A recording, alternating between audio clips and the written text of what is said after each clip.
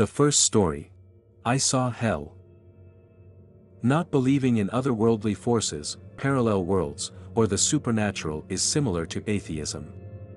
If you allow God into your heart with all his infinite army of angels, cherubs, and other celestial beings, then prepare to meet hell. Perhaps the world around us isn't quite what we are accustomed to seeing. The invisible veil that protects our reality from invasion by the unknown and frightening doesn't always remain strong. Sometimes it crumbles, giving us an opportunity to see where the road seems to be blocked. But there are also times when people breach an invisible barrier themselves. Vladislav Toman was sitting at the kitchen table at 8:30 in the morning, eating breakfast slowly. He was constantly watching TV. The morning news captured his attention. "Honey, you've got a call from work." Vladislav turned to the speaker, switching from the news report to his wife, Anna. A young woman stood at the threshold of the kitchen clutching a cell phone. "So early?"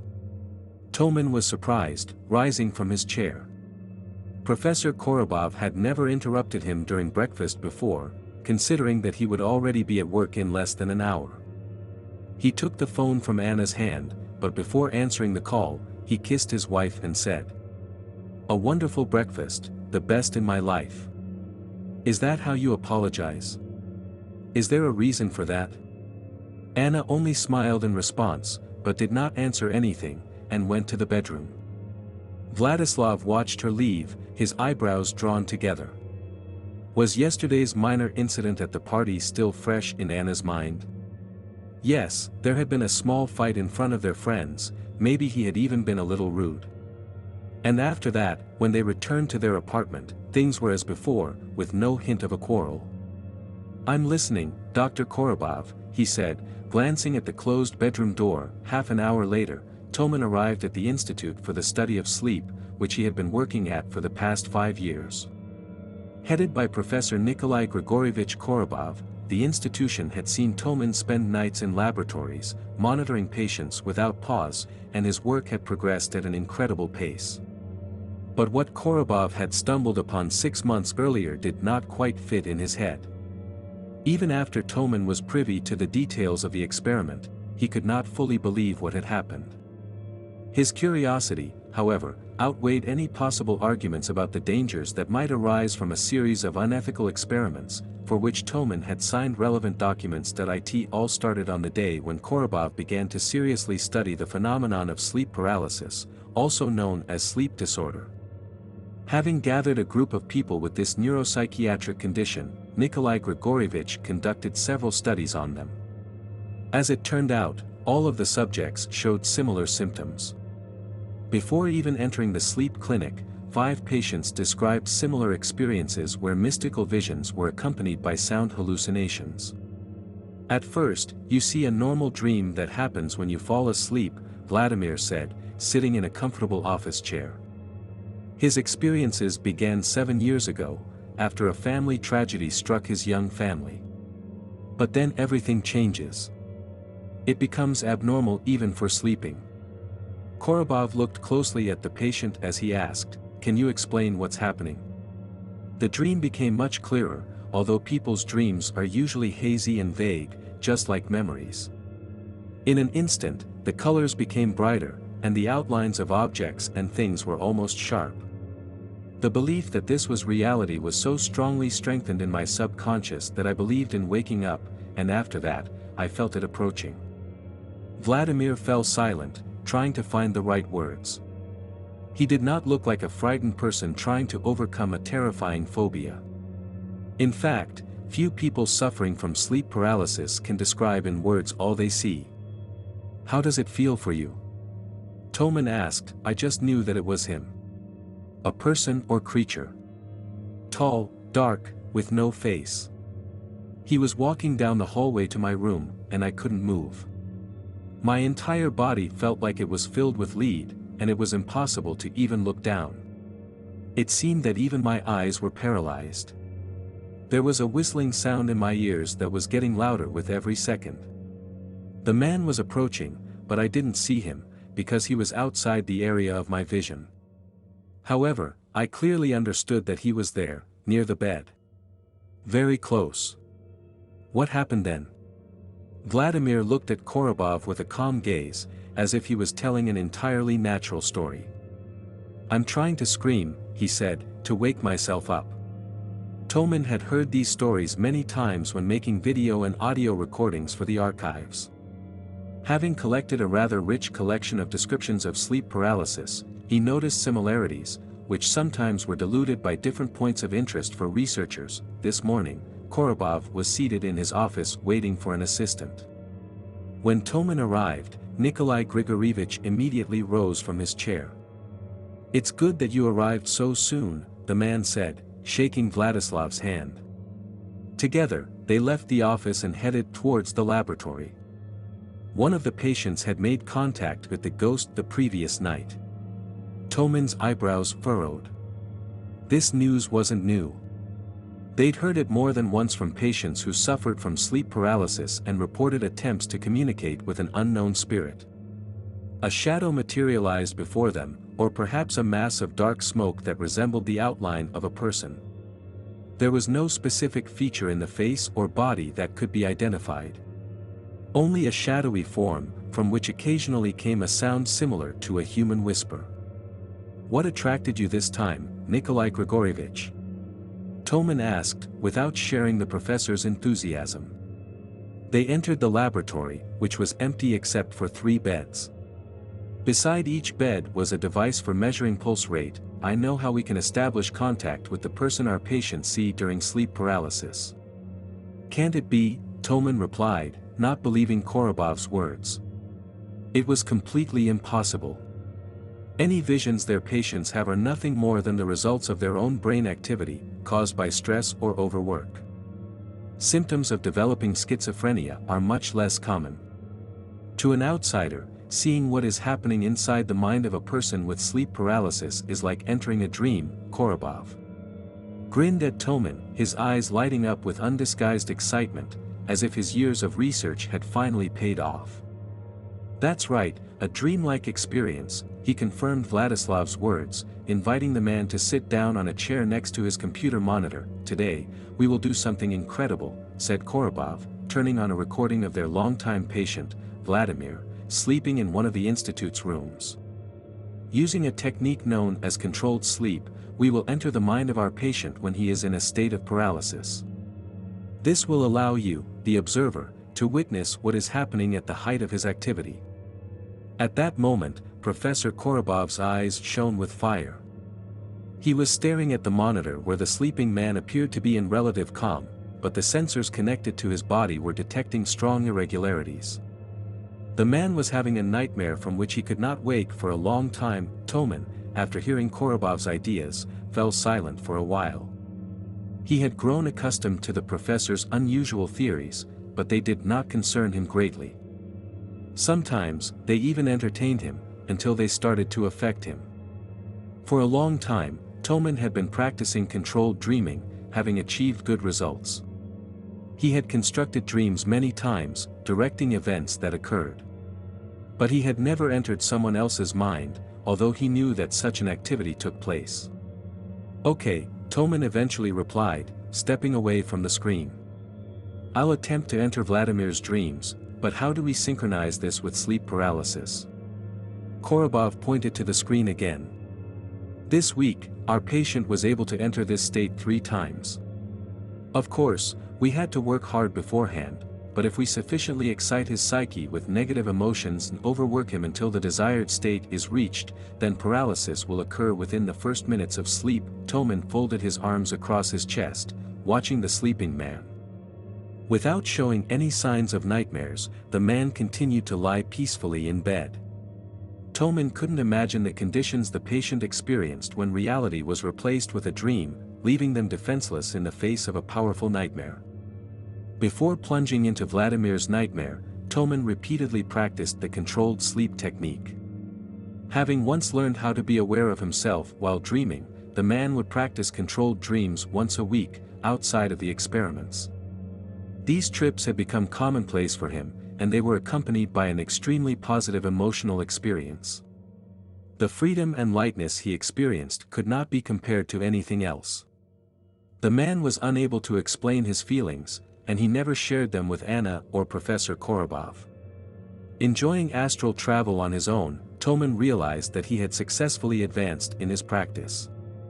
From the normal kaleidoscope of dreams that he sent himself throughout the night, his attempts to explore the amazing world filled with possibilities had grown into something more meaningful. At one point, Vladislav Toman realized the limitations of traveling by plane from one place to another and decided to take a different approach. He began to communicate with people he met in his dreams, asking them the most difficult questions to understand them. The answers he received were truly incredible. From these unknown images, apparently created by his imagination, Vladislav moved on to real people. This is when an endless library of knowledge opened up for him. His unconscious mind found answers that he could not produce in the waking world, passing them off as thoughts from the people he was talking to in his sleep. In short, during sleep, he was able to do a lot of things that most people would consider to be unrealistic or nonsense. However, penetrating someone else's dreams is a very high level of skill even for him. Toman only knew the method of transitioning from his own consciousness into someone else's in theory. The mere thought of invading someone's mind made him feel uncomfortable, like breaking into their home or their mobile phone. But if the other person voluntarily opened the doors to their subconscious while fully aware of what was happening, then attempting to do this would bring great emotional satisfaction. Toman's attempts were stopped only by his dreams, which he had to penetrate. After all, nightmares and even sleep paralysis are at a completely different level, being more complex and more responsible. Vladimir looked at Toman with a calm gaze, listening carefully to everything he had to say to help them unite their dreams. There was no hint of excitement in his expression. During the years that he had spent at the institute, he had learned how to control the state of sleep paralysis. He could both drive himself into this state and come out of it at will. "I can see nightmares are becoming more common for you," Toman said, after giving a brief introduction. "It is impossible to get used to them," Vladimir responded, in a somewhat subdued tone. The realization that this is simply a temporary psychological issue does not make it any less terrifying. "Every time I experience sleep paralysis, I tremble in horror, because I am constantly reminded that I might be able to remain in this state indefinitely." Toman nodded in understanding, remembering his own worst nightmare. This was back when he was a child, when his mind was most vulnerable and his imagination would project everything he experienced into the most horrifying images. "So, it's impossible to get used to it, is it?" Vladimir shrugged his shoulders as if the answer to this question were more than obvious. "You won't be able to get used to a toothache, will you?" Toman smiled. The comparison from the interlocutor seemed more than exhausting. Korobov watched the conversation from the side, taking only a minor part. Most importantly, he was concerned about the process of sleep paralysis. Unfortunately, he wouldn't be able to experience the images described by Vladimir, but he hoped that Toman could provide a more detailed account of sleep paralysis. In the late afternoon, with less than an hour before the start of the experiment, Toman called his wife. All day long, he had been plagued by thoughts about the party the night before. Even in the morning, he still felt guilty about his behavior. In the beginning, he did not attach too much importance to a careless joke, which, as it turned out, greatly offended Anna. However, in the morning, Toman was unable to communicate with his wife and the need for an apology haunted him throughout the day. Anna answered the phone on the 7th ring. "Hi," she said dryly in a voice lacking any emotion. "How was your day?" "It's fine," he replied. He paused for a moment, choosing the words carefully. Today, he would have to come home quite late and Anna would already have fallen asleep by then, so he did not want to delay this conversation until tomorrow morning. "I didn't manage to talk to you this morning." "About what?" "About what happened at the party last night." "What happened at the party?" He clenched his teeth, understanding what Anna was implying. She was literally making him repeat the words he was already ashamed of. "I've let myself go too far," Toman said. The woman was silent for a few seconds. I couldn't hear her breathing even on the phone. He waited patiently, looking at one spot. I was wrong. I'm sorry." He felt terribly confused. He wanted to drop everything and run home to tell Anna in person about his mistake, let her know how sorry he was. "Will you be late today?" He closed his eyes. She finally asked about his return. It was possible that the ice had begun to melt a little, after all. "I'm afraid I will. Today, Korobov wants to set up another experiment. You see, I'm not the last person in it. Then if I'm asleep, do not wake me up, we'll talk in the morning, good night," he said. Before the phone went off, Toman discarded his cell phone after checking his watch. The time seemed to drag on unbearably for him, but he needed to immerse himself fully in his work. Regardless, he did his best. And to Toman's mind, he did everything correctly. Everything was prepared on time. Vladimir was in his bed, with sensors attached to his body. He was being mentally prepared, starting with a meal. Heavy food, energy drinks, and intense work at the computer monitor with headphones playing loud music. At 11 in the morning, Vladimir showed signs of exhaustion. Vladimir mentally prepares himself for the paralysis experience. It had always seemed unnatural to him to do such things. It was like playing with fire, which could engulf his body at any moment, enveloping him from head to toe. Korobov told him these thoughts were natural, but it did not make it any easier. Toman was in the next room, performing a number of necessary procedures in order to immerse himself in controlled sleep. He had to put thoughts of troubles in his family out of his mind, because they could only harm him. The mind should be free of internal dialogue, with thoughts focusing only on the transition between reality and the world of dreams. Toman fell asleep half an hour before Vladimir. He was transported to bright, tangible visions, in which he experienced the party he attended the previous night. His subconscious made a projection of the most exciting thoughts, and Toman found it quite natural. In the dream, he started to wander through rooms of the spacious house, searching for Anna. The idea of apologizing not only to Java appeared very interesting to Toman. For a moment, it occurred to him to enter Anna's dream to influence her, but he pulled himself back, starting to wake up immediately. One more attempt. It's okay, it happens. I just need to focus on my goal. Before he had a chance to finish the thought, Toman found himself back in the dream, where there was a house in front of him. A party was going on inside. Now, Toman stood on the street, only seeing silhouettes of people through the lighted windows. He thought of Vladimir, and thoughts about the person he should have seen began to change everything around him. In 1 second, the shadows and silhouettes inside the house stopped moving, plunging into complete silence. Toman entered the building, but there were no people there. Just empty rooms. As he walked from one room to the next, he felt a presence. It felt as if something was living in these walls, pressing down on him with its presence. Suddenly, everything took on very clear shapes and forms. The smoky veil that was familiar from sleep dissolved, and the colors became so bright and iridescent, the existence of which Toman had not even imagined until that moment that he entered a spacious room, where Vladimir was lying on the sofa. The man, with his eyes closed, was in a state of disconnection, as if he were asleep in a dream. At that moment, a sudden, growing rumbling pinned him to the floor. The noise appeared unexpectedly and was incredibly tangible, as it enveloped Toman and subdued his will. Vladislav had a premonition and understood that something was moving down the corridor towards the open door. It was walking slowly, emitting such a powerful stream of energy that it did not even notice the presence of Toman. The creatures could imagine his appearance. A powerful, invisible wave swept over Toman, making him feel wild terror, growing with every step. And when there were a few moments left before his appearance, Toman felt an unbearable desire to wake up.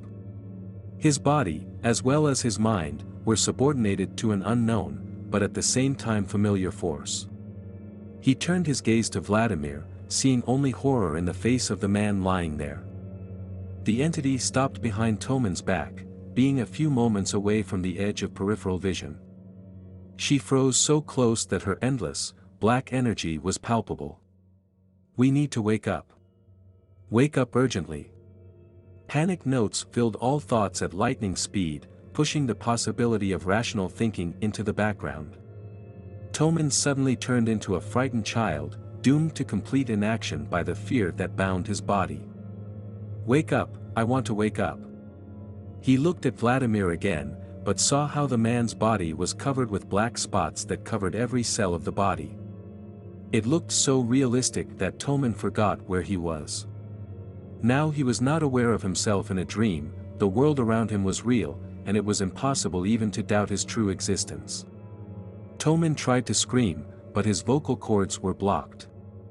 Only the thoughts that were feverishly arising in my head rushed in an endless stream, sowing even greater panic. And then the one behind him clung to his shoulder, staying out of sight. "You are superfluous here," said a voice, after which a shrill whistle appeared, plunging the whole world into itself. After waking up, there was a strong excitement, reflected by a slight shaking throughout the body. It wasn't like waking up from an ordinary nightmare. The horror experienced this time was imprinted in the memory for a long time. Toman was sitting on the edge of the bed, looking at his hands, when Korobov entered the room. "How are you feeling?" the man asked, sitting down opposite. Toman looked at the professor with a completely devastated look. He couldn't imagine how serious it would turn out to be. The understanding of why sleep paralysis is so closely associated with attacks of schizophrenia was now opening up to him. "I wasn't ready for this." "What did you see?" Korobov continued to insist, with undisguised curiosity in his voice. "It's not so important what I saw, because in fact everything was happening behind my back. Much more important is the feeling that I had to experience." He paused to catch his breath. In fact, it turned out to be difficult to describe the experience in a dream. It was as if the right words were somewhere nearby, but there was no way to grasp them. Or maybe there were no such words in nature. "I quite clearly felt the stiffness of my whole body," he continued, noticing that Korobov had turned on the dictaphone. The inability to move was so terrifying that it quickly turned into panic. "In an instant, I turned into a completely helpless person who was doomed to watch what was happening." "What exactly did you see?" "He didn't see anything. I couldn't even look away." Vladimir's voice coming from the door made the men turn around. Korobov noted that the subjects woke up at the same time as soon as the nightmare reached its maximum point, leading to an imminent awakening. Was even his gaze paralyzed? Korobov asked, returning to Toman.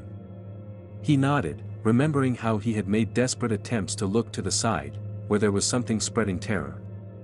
"What time is it now?" Toman asked, but Korobov didn't even look at his wristwatch and answered. "You didn't sleep for more than an hour." Amazed, Vladislav turned his gaze to Vladimir, but he spoke with a completely calm look, leaning his shoulder against the doorway. "In fact, everything happens very quickly, although time goes completely differently in a dream." He arrived home much earlier than he had originally planned. Toman did not expect such a quick transition, but despite everything he had experienced, he was pleasantly surprised. Until this evening, experiments with sleep took up the whole night. The control of dreams led so far away that the dreams dragged on with incredible infinity. But maybe in nightmares, time lasts in a completely different way.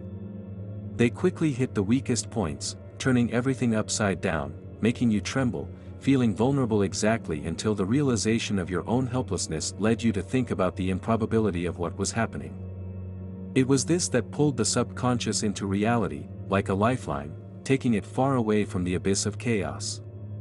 But sleep paralysis acted on a completely different basis. Getting out of the car, Toman looked around. Remembering what he had seen in his dream today, he felt someone's presence. Goosebumps, accompanied by an icy chill, covered the body.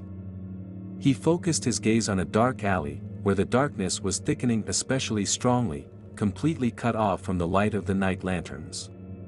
Perhaps it was there that stood the very thing that came to Vladimir whenever he fell asleep under the influence of severe fatigue or psychological unrest experienced during the day. Vladislav stepped towards the door of the house, pushing away unnecessary thoughts. A dream never mixes with reality, it can only create a projection, but it does not break out of the aisles of its world. At the same moment, a light breeze hit Toman in the back and an advertising piece of paper flew across the pavement, on the front side of which was written in large red letters, "You're not welcome here." Anna was already asleep, not even trying to wait for Vladislav. He entered the apartment trying to make as little noise as possible. Today's phone call with apologies will not be a bad help in the upcoming conversation tomorrow. Sitting on a chair in the kitchen, Toman tried to reproduce as accurately as possible the words he had said to Anna, but to his surprise he could not even remember half of them. As if the memory had long ago got rid of this memory as unnecessary garbage. He made a couple more attempts, and then went to the refrigerator. Playing with the subconscious mind has always awakened the appetite. Thinking about everything he had to say to Anna tomorrow morning, he ran his gaze over the shelves of the refrigerator, focusing on the baby bottle. Filled with formula, it stood on the middle shelf, next to several jars of baby food. Frowning, the man took out one of them, carefully examining the label. There was no question that someone with children would come to them today. In addition, Toman could not recall any of his friends who had infants. Returning the mixture back to the shelf, he quietly went into the hallway, looking into the bedroom. Anna slept in a spacious double bed with her hands tucked under the pillow. A bedside lamp was burning dimly on her bedside table, illuminating a baby cot in the corner of the room. Seeing her, Toman felt an unpleasant feeling. He suddenly remembered how he had joked about the children yesterday, and a day later, Anna decided to teach him a lesson. She even took the trouble to arrange everything as if they actually had a baby. Closing the door, he returned to the kitchen, feeling crushed. He did not expect anything like this from his wife. Toman sat down on a chair, glancing towards the refrigerator filled with baby food. But suddenly a wave of rage seemed to roll over him. Jumping up from his seat, he opened the door and began to throw the mixtures into the trash. He didn't like what Anna had done at all. She could just say everything to his face, maybe even make a scandal, he would completely agree that he deserved this. But to take everything to the extreme was too much of an exaggeration. "What are you doing?" Anna's enthusiastic voice reached Toman as he had already opened the bottle of milk. He looked out from behind the door, noticing his wife. Something was wrong with her, but he couldn't quite make out what the changes were. She seemed to have changed her hairstyle and color, as in the morning she was blonde with shoulder-length hair, and now there was a brunette with curly locks standing in front of him. Emotionally overwhelmed, he simply ignored her, slamming the fridge door. "I did not expect this from you, Anna," said Toman, looking at his wife. The woman looked confused at the full trash can. "Why have you thrown away our son's food?" "Oh, come on!" Toman immediately exclaimed, unwilling to continue the discussion. Yes, Anna had succeeded in awakening his conscience, but why continue? It only made him more angry. "I do not understand," she replied, but Toman shook his head, indicating that he did not want to hear anything. "The joke has been going on for too long. I wanted to apologize to you and even called you, but why did you do all this?" He poked his fingers into the trash can. "This is food for our son," she repeated, her voice trembling with fear. Now Anna looked at her husband, as if she had never seen a man before. For a moment, Vladislav caught himself thinking, "Anna does not look like the type of person who would want to prank me. She actually looks afraid of what is happening." And then a child's cry rang out from the room that turned Toman's stomach upside down. "Did you also bring the baby? Whose child is he?" Anna took a few steps back and then hurriedly into the room. Toman followed, but when he saw the woman holding the 6-month-old baby in her arms, he stopped at the doorway. "What's wrong, Vlad? Why are you so surprised?" There were tears in her eyes as they slid down her cheeks. Toman took a step back, completely confused. He walked out into the hallway, unable to comprehend what was happening. It all seemed so unreal that the mind could not believe it all. He began to tell Korobov everything that had happened to him since Vladimir had fallen asleep. Nikolai listened very carefully, without interrupting or taking any notes. When Toman had finished, Korobov stood up from his chair, pacing around the office. He was carefully poking at his memory, trying to pull similar cases out from it. In his experience, there had been many times when patients or subjects in experiments he had conducted had confused reality, thinking what they saw was real. This had aroused his greatest interest, but he couldn't imagine that something like that could happen during sleep. "I have two theories about this," said Korobov, stopping in front of Toman. "The first is the replacement of false memories. After experiencing a certain type of stress in Vladimir's dreams, your mind forgot some moments from your life. Maybe your child isn't the only surprise you'll have in the near future."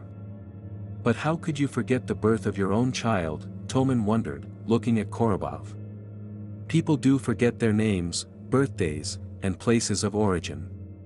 Absolutely everything. The brain sometimes blocks out certain areas of memory that contain very important information." Vladislav was not much reassured by that answer, and the man continued, still hoping the second part of his argument would be more convincing. "What else do you think about this?" "Perhaps," the man said, "after being transported through a state of sleep paralysis and entering some parallel universe, you briefly entered a reality that wasn't quite your own. This will probably sound crazy to you right now, but trust me, I've seen similar cases in my career. Once, when testing new drugs to expand consciousness, a person from a completely different dimension made contact with us. The biodister whose body the visitor occupied moved into their world." Toman refused to believe what he had heard, but Korobov was not one of those people who simply shook the air with tall tales. All of his speeches were based on not just hypotheses, but on the information that Nikolai had acquired through his own experiments, which he had witnessed personally. "What should I do?" Toman whispered. Maybe he should have been resentful of such explanations, demanding a more rational answer that coincided with his perception of the world. But, knowing Korobov, such a discussion would be useless. "We need to try again," Korobov suggested, causing Toman to experience an involuntary fear attack. "Oh no, I am not going back there again. Yes, it is a real nightmare from which my memory has become confused." "But we did have contact," Korobov continued to insist, speaking in a restrained and almost calm manner, "and what happened to you proves that there was a temporal shift. You fell asleep in one reality and woke up in another. This has never occurred, at least not without the effects of psychedelic drugs. Perhaps, sleep paralysis is not just a state of mind, but the ability to connect to another world." Vladislav glanced at Korobov, unable to refute his words. At one side of the building, Anna was awaiting him, with the child in her arms, the woman visibly frightened by his actions. He did not recall the birth of the child at all, and it infuriated him. He did not abandon the child, but when faced with the reality, he felt as if he had been cast aside. "Can I change everything?" he asked. "What is it?" But Korobov simply shrugged his shoulders. "I can't make such guarantees," he said. "Everything will depend on you." Toman listened as Korobov began to call Vladimir and urged him to repeat the experiment, as quickly as possible, putting his head in his hands. The next evening, they started. Toman could not find a place to himself all day, but he gathered his strength by calling Anna. She tried to convince him to come home, saying she did not want to be alone, and she was very concerned about his husband's health after the incident involving the child.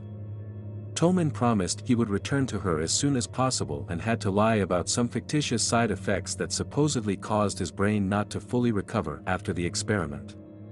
Korobov had assured him that this was temporary and was only a partial amnesia, and that's precisely what he had called it. Anna listened with patience and calm. When Vladislav fell silent, she spoke quite dryly and briefly, "Come here. I'll be waiting for you." He hung up the phone, feeling as if a weight had been lifted off his shoulders. He was unlikely to return to Anna anyway. Half an hour before the event, He sat down on the bed and began to take deep breaths, calming his nerves. Korobov then injected a drug that would gradually take him out of deep sleep and into light dozing. At the same time, a quiet, audible alarm would go off. It was like a beacon, which Toman would hear in his dream and realize himself that he went to bed, but despite his fears, he fell asleep quickly. His dreams were quite disturbing. Several times, Toman woke up in total darkness, but he quickly fell back asleep. This happened 3 or 4 times until he finally woke up again. This time, the experiment had failed, which made Toman feel a great sense of disappointment. Vladimir will not agree to do everything again soon, which means that Toman will have to get accustomed to the new situation for some time. Toman felt frozen, and tried to stand up, but he couldn't move at all. Suddenly, his awareness changed. He noticed how everything around him seemed different from reality. Even the darkness that enveloped him seemed thick and almost tangible. Toman fought for a few more minutes, feeling fear grow deep in his heart. Then, he felt a presence. A tall and shapeless shadow appeared before the door. "To win, you must try to stand up," said the shadow. Toman strained as hard as he could. He pulled his body upward, trying to get up, but then panic took hold of him. His body, as if weighed down with lead, remained motionless. Grinning through his teeth, he started to push his head to his right, wondering how hard it would be. The shadow moved closer, stopping by the bed, and started whispering something, leaning in closer and closer to Toman's head. The voice grew louder as it approached, uttering words that were completely unfamiliar to the man. Soon, their heads were so close that he could now see the face hidden by a veil of smoke. It was emotionless, a mask covered by a black veil of heavy smoke. Toman could hear the whisper of an avalanche crashing down around him. The urge for action gave way to curiosity, which began to overpower all other feelings. Suddenly, the shadow moved back to the doorway and waved a hand, calling to him. At the same time, Toman felt a sense of lightness that he had only experienced in dreams. He sat down on the bed's edge, doing so quite casually. His mind moved away from the border between reality and dream, into a deep sleep where Toman was conscious of his surroundings. A shadowy figure opened the door behind which a faint glow appeared, filling the room with dark red hues. Stepping into the room, Toman found himself in an enclosed space surrounded by gray stone walls. Immediately, an oppressive feeling of emptiness overwhelmed him. In the blink of an eye, everything around him lost its color, significance, and emotion.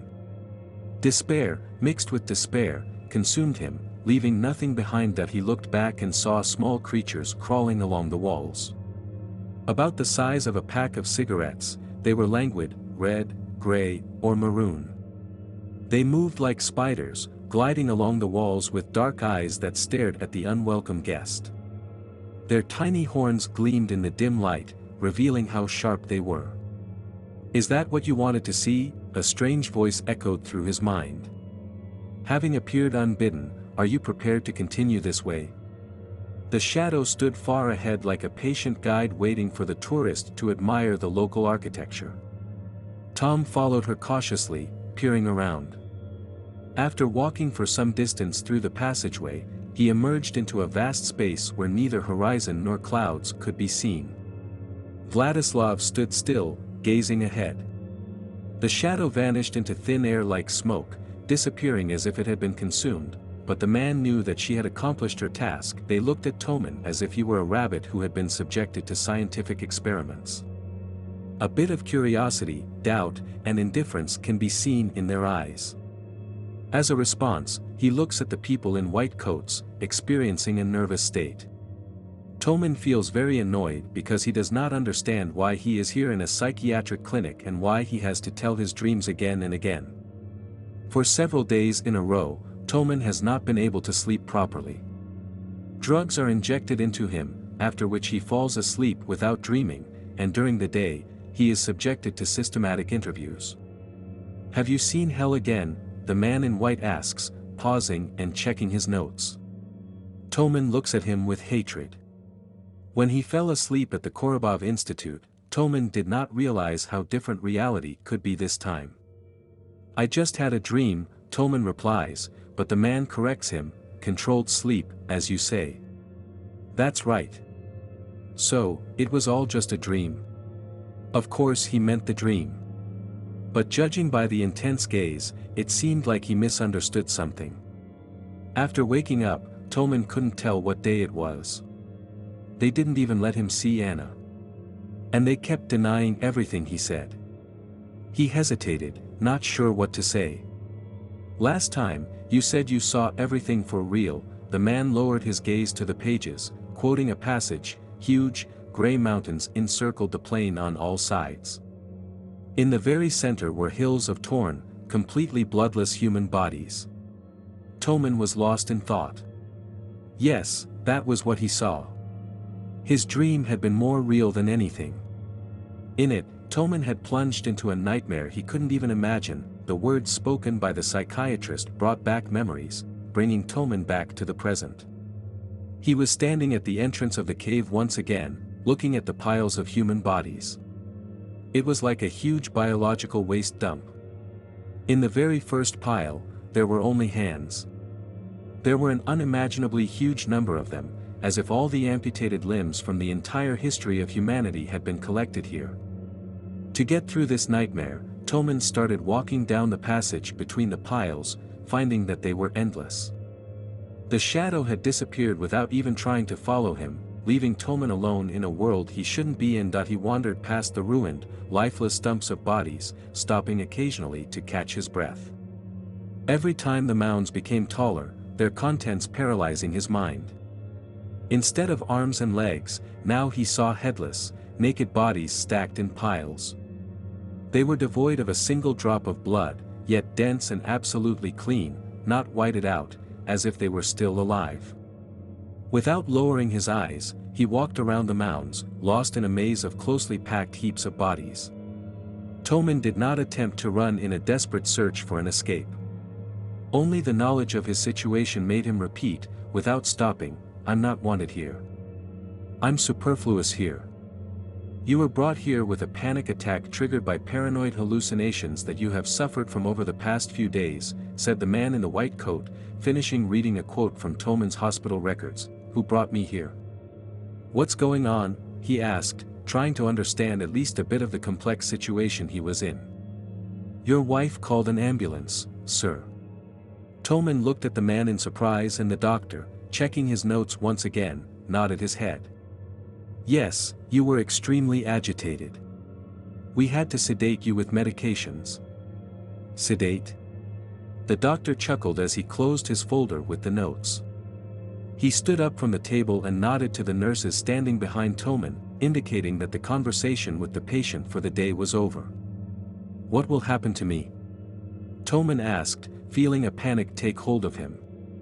Being in a psychiatric hospital was the worst option. After all, he would lose any chance to continue searching for a way back into his reality. His dreams were now completely closed off to him. Sleep paralysis had become like a doorway to other, parallel worlds for him. "We'll be observing you for a while, doctor. A month or so, depending. What are you saying?" Toman exploded, jumping to his feet, but the paramedics immediately restrained him by the arms, not allowing him to move. "I can't stay here. I need to continue searching. This isn't my world. Understand me. This isn't my world." A man in a bathrobe opened the door, allowing the orderlies to pass, dragging screaming Vladislav, like a large, moody child. It is unknown how long he spent in the hospital. In a narcotic-induced state, days and nights blended into one. Each day, he begged doctors to allow him to meet Korobov, a professor at the institute where Toman worked. However, they only shook their heads in disapproval, already directly labeling him a schizophrenic. Hearing this, Toman would begin screaming again, claiming himself to be in a perfectly normal mental state. Then, his strength left him. Vladislav turned from a violent patient to a melancholy one. With a completely indifferent expression, he stared out the window for days on end. Gradually, everything became indifferent to him. And when Anna visited him, bringing his 1-year-old daughter to play samba, he barely restrained himself from bursting into tears before everyone. "Daughter," he whispered to Anna, scaring her with his words. A life that was not his own was passing, giving him no chance to return.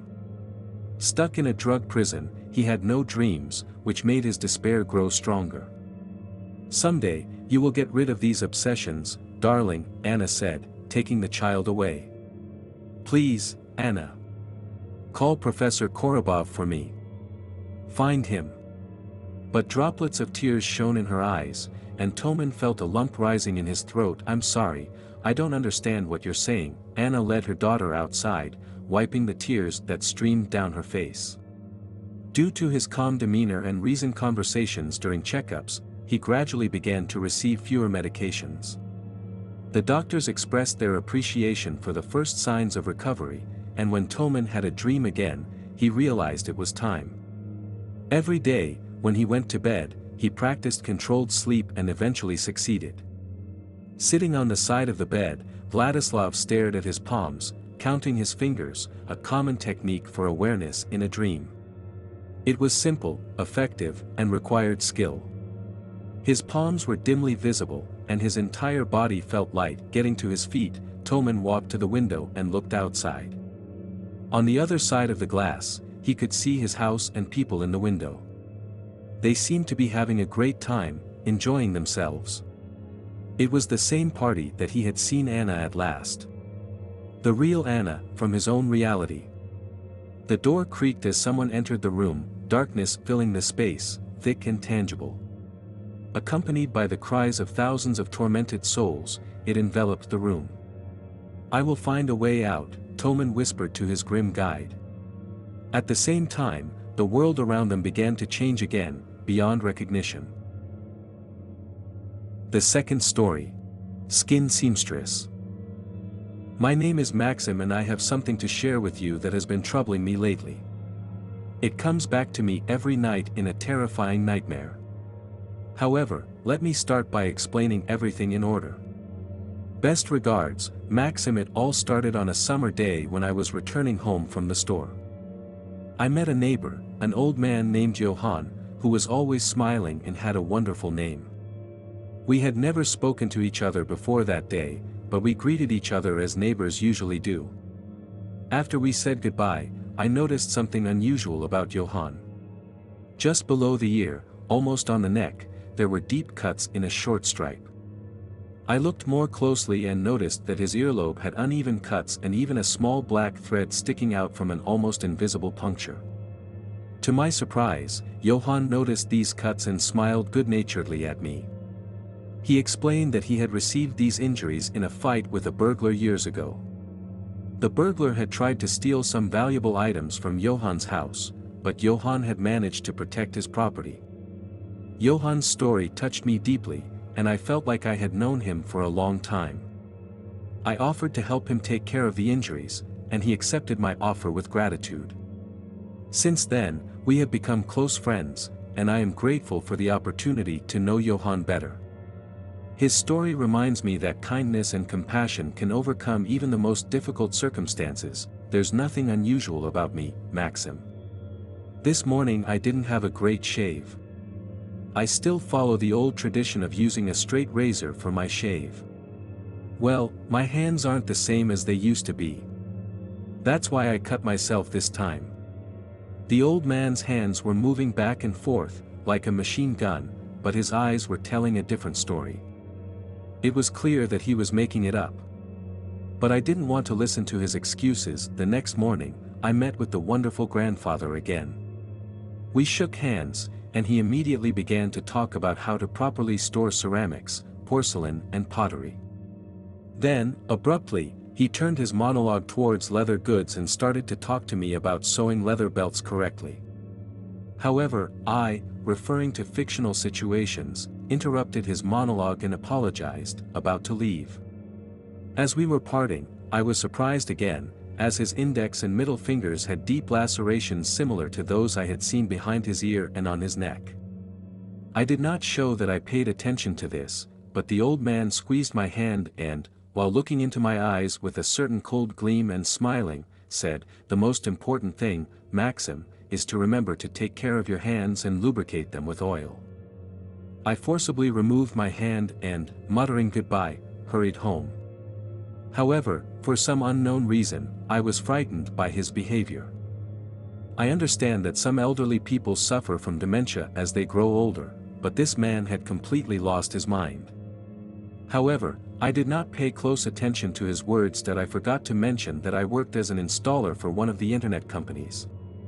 And 2 days later, we had to install a cable in my own house. It was up in the attic, so I worked alone, as usual, slowly. I was paid by the hour and not for a completed job. When I reached the top of the attic and the wonderful grandfather's apartment was right above me, I heard a strange conversation going on. Old Johann was happily discussing something with no one answering him. The grandfather was laughing and stomping, and, from the intonation of his voice, it seemed like he was arguing with someone. I remembered the strange wounds on his body and was filled with curiosity. I'm not usually one to interfere in other people's private lives, but something just came over me and I decided to listen in on the conversation. I put my ear against the floor and, apart from a vague monologue, didn't hear anything else. Then, I decided to take a risk and do something I had never done before. I went into the grandfather's room. It was dark and cramped, and I felt like I was being watched. I crept closer and closer to the grandfather's bed, where I could hear him talking to himself. He was talking about his grandson, about how he missed him and how he wished he could see him again. From that moment on, I knew that I couldn't just leave this grandfather alone. I decided to investigate further and find out what was going on in his life. I started to read his books and listen to his music, and in time, I became a part of his world. But that's a story for another day. For now, let me just say that I have made a new friend and that I hope to continue our journey together. Hold the microphone. There were still a couple of days left of my work, and I decided to finish it tomorrow. However, I wish I had not done that. The next day, besides my direct tasks, I started looking for ways to sneak a wire into my grandfather's house. And what a surprise it was when, after hours of effort, I saw a ventilation hood emerge from the old man's window. For some reason, I didn't doubt for a second that it belonged to his apartment. He lowered the microphone, stretched the wires, and, packing the equipment, rushed home. I plugged everything in and sat at my computer. At first, there was complete silence. But as night fell, I began to hear the old man speaking. He was moving around the room, his footsteps easily understandable, and talking happily to himself. However, the more I listened, the more intrigued I became. One sentence sent a chill through my spine, I also need to get rid of the press, and I will have cubs like a young person. And a new heart wouldn't hurt.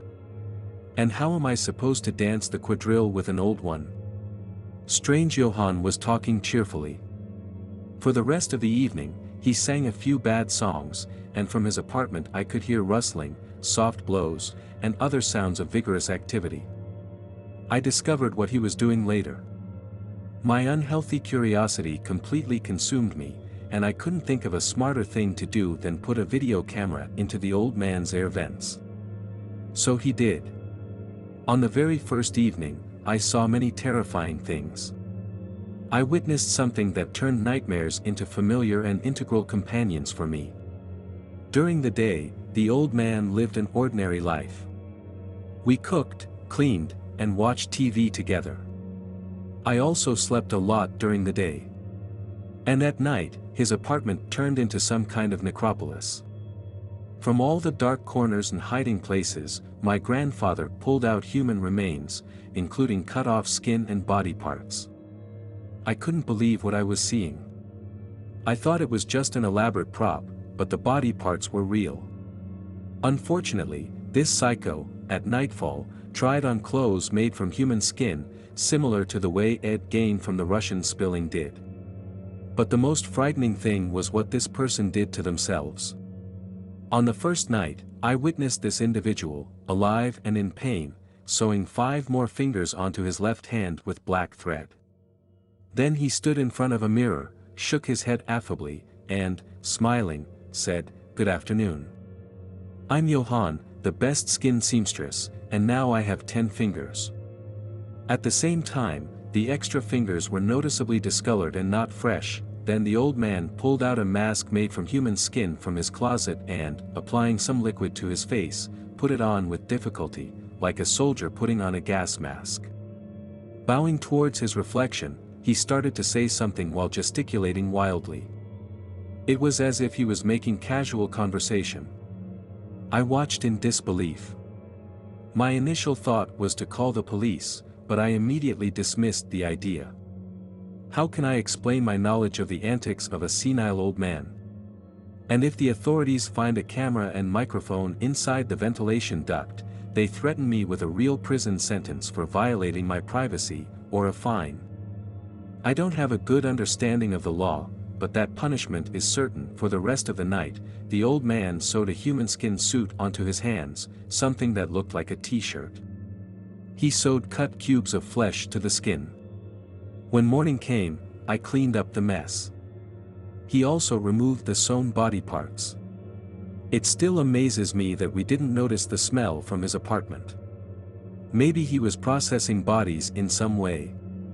The main surprise came when I realized that a genuine maniac lived next to me, a feeble old grandpa. This nice and smiling grandfather never drew attention to himself during the day in public. Polite and neatly dressed, everyone knew him only in a positive light. But at night, alone, he was a crazed tanner with an abnormal sense of aesthetics. During the day, I slept, as did the person I was watching. He called in at work and said he was feeling unwell. Luckily, you can easily buy sick leave from a local psychologist. My hobby had become an unhealthy obsession. The next morning, Johann had sewn on someone else's ear.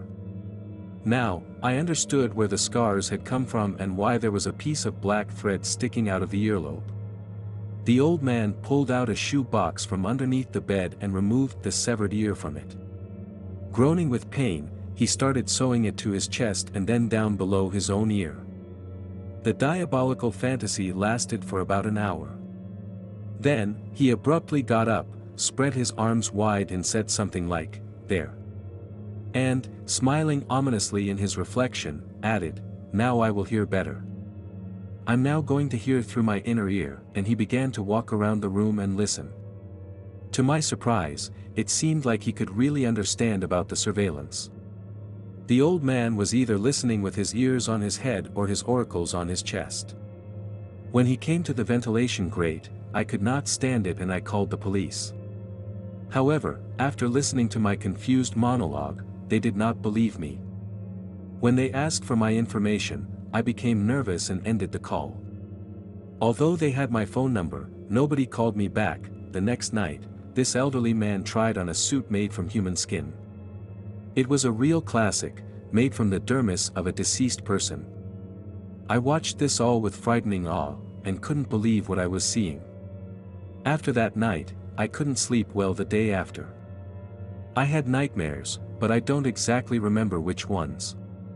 What I do remember is seeing this old man in my dreams. I also began to be afraid to leave my house, in case I accidentally ran into this person in the entrance. In addition, from every sharp sound, my heart would start jumping in my chest. My nerves were becoming more and more unsteady. But, at the same time, without caring about the psychological health of this person, he continued watching the old man. Johann put on his jacket easily, but before he put on his trousers, he rubbed his feet with a solution or grease of some kind. And only then did I pull them on with difficulty. Then, he took out a skeleton from the closet, dressed in a long blue dress with a magnificent white wig on its skull. And we started dancing merrily together. His crazy dancing seemed more like wild jumping from side to side, in an embrace with the skeleton, which caused the latter's skull to shake violently and the teeth to chatter in rhythm with the jumps. Unison with the clattering bones, the old man riding sang loudly to the tune of a lullaby, "How we were at the party. I brought a goat with me. Yoo-hoo-hoo. We danced at the party, and he sung this idiotic song for several hours without stopping.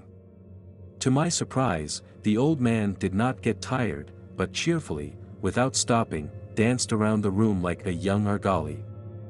The climax of the devilish dance was a loud click, and, with a snap, the skull fell to the floor and rolled under the sewing table, like a football under a white wig.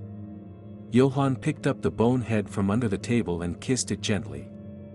And then, for a long time, he tied the skull to the spine with thick wire. He easily bent the metal, which again spoke of the incredible strength of a madman with the appearance of an old man. And in the morning, he returned everything to its place and, after having breakfast with bread, jelly and milk, went to sleep. I couldn't leave what I had seen for a long time. I had no idea, and still don't know, if it was a real skeleton or a fake one. But the sound of cracking bones during the performance made me more and more inclined to believe the first option. After walking around like a deaf person until lunch, I couldn't shake the image of wild dancing from my mind. After eating a satisfying meal, I slept at 1 o'clock in the afternoon. However, the next night was the worst for me. After waiting for the right moment, I sat down in front of the monitor, but didn't see the old man. I tried turning it off and on again, but all I saw was an empty room. It wasn't until 3 o'clock in the morning that Johann appeared on the camera, but not alone. He was carrying a young woman's body on his shoulder. She was a long-haired, blonde woman in her early 20s. At least, I hoped she was already dead by then. Again, I blamed myself for being too scared to call the police. Then he undressed her and took her somewhere, probably to the bathroom. As I read in a story, it's better to dispose of bodies in the bathroom because it's convenient for draining the blood. Soon, the old man returned, holding a headless corpse without legs. He placed the unfortunate woman on the floor and I could see the remaining blood slowly flowing onto the linoleum. I was shaking with horror, realizing what was happening a few apartments away. While the corpse of the murdered woman lay on the floor, the old man skillfully wielded a knife and removed the skin from the head. He smiled ominously as he looked at his work. He carefully removed the skin, hair, and made a mask. He then took the head and limbs elsewhere. I watched in horror as everything happened. Barely breathing, the killer returned with a bucket and a rag. After cleaning the blood from the floor, he removed the skeleton from the closet and, removing the blue dress, placed it on the headless body. At the same time, he donned a suit made from human skin, or rather, somehow pulled his pants on without the help of a mysterious ointment, and covered his withered body with a t-shirt featuring a heart and sewn-on abs muscles. Bowing, he picked up the mangled body and began dancing merrily to some idiotic tunes. Then, he removed his bloodied dress, carelessly tossed the corpse under the table, and slowly bowed before the skeleton. Picking up a mask, he placed it over his head, and stockings fashioned from human skin over his legs. Next, he donned the bloody dress onto the skeleton, took a few steps away, and smiled. Satisfied with his work, he approached the skeletal remains and gallantly extended his hand, saying, "May I have your attention, young lady?" And the dressed-up skeleton whirled in a devilish dance. I was neither alive nor dead. I don't even remember whether I was breathing or not at that moment. Or if I had held my breath. But the culmination was the moment when, as the skeleton danced wildly, a leather stocking slipped off its leg.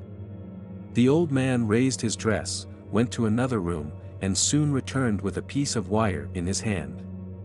When the mad grandfather punctured the human skin with the metal, darkness descended. I came to my senses in the ward of the psychiatric hospital, strapped to a bed. According to the paramedics, they had found me on the streets and had initially confused me with a drug user. I had hidden completely naked in a pit where the plumbers were laying pipes, and covered myself with mud and clay. He answered all the questions with one word. "It's for protection. So he won't take my skin. It would be dirty and no one would need it." Resorting to violence, they tied me up and brought me to a hospital. My mental health couldn't handle it.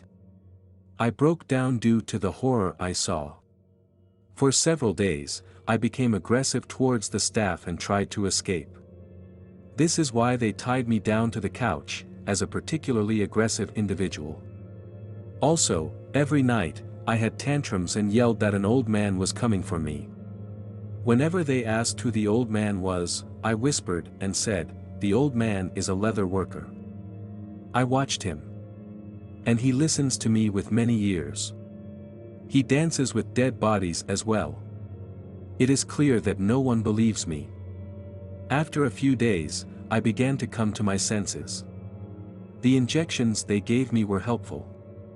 Only the nightmares remained. When night falls, I see old Johann in a suit made of human skin. He dances alternately with a skeleton or a headless body. Sometimes I see myself dancing with him. At the same time, he does not let me go, he circles in a demonic dance. I sob with fear. I also have rare nightmares. In these dreams, I see my crazy grandfather skinning me alive and then sewing another suit at a table while I bleed. But this morning everything changed. Perhaps this will be my only and final letter. If anything happens, I hope you can pass it on to the proper authorities. Specifically, the police. Please turn to those to whom I, lacking the courage, have not turned. That I in the morning, when we went to lunch, I saw an old man. He was in the same hospital as me, and worse, in my department. This creepy old man. This horrible person stopped, and, looking directly into my eyes, smiled slightly. Apparently, he recognized me. I don't know if I'll see the morning alive.